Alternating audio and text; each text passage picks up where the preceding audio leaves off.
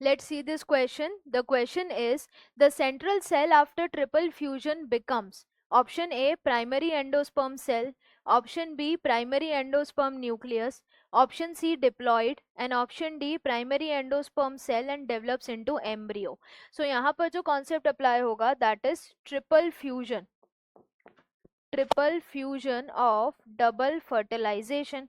तो इस कॉन्सेप्ट को अगर हम यहाँ पर लगाएं तो क्वेश्चन में ये पूछा है कि जो सेंट्रल सेल था किस में पाया जा रहा था, एम्ब्रियो सैक में, ये ट्रिपल फ्यूजन के बाद क्या बन जाएगा.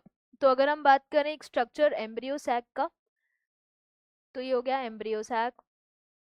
इसमें इधर एंटीपोडल्स, नीचे माइक्रोपाइलर एंड पर सिनर्जिड्स, ये हो जाएंगी एग सेल, और ये दो पोलर न्यूक्लियाई जो कि सेंट्रल सेल में प्रेजेंट है.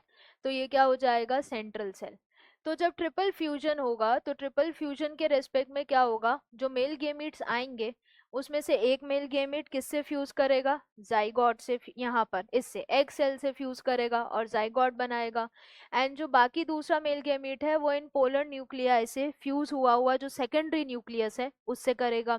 तो उससे क्या बनेगा, प्राइमरी एंडोस्पर्म न्यूक्लियस. तो ये जो पूरी सेल है सेंट्रल सेल, ये किस में कन्वर्ट हो जाएगी, प्राइमरी एंडोस्पर्म सेल में कन्वर्ट हो जाएगी. तो जो सेंट्रल सेल है, this central cell after triple fusion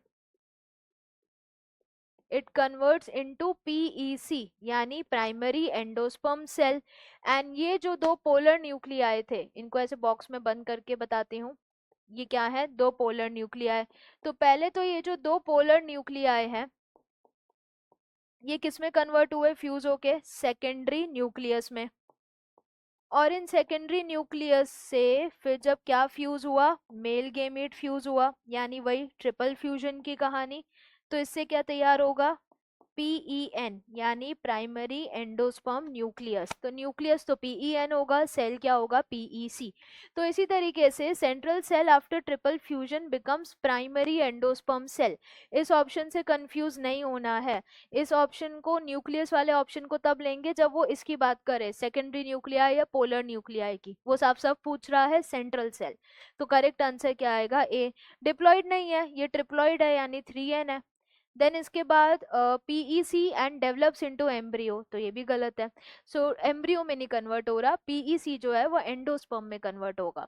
so correct answer is option A.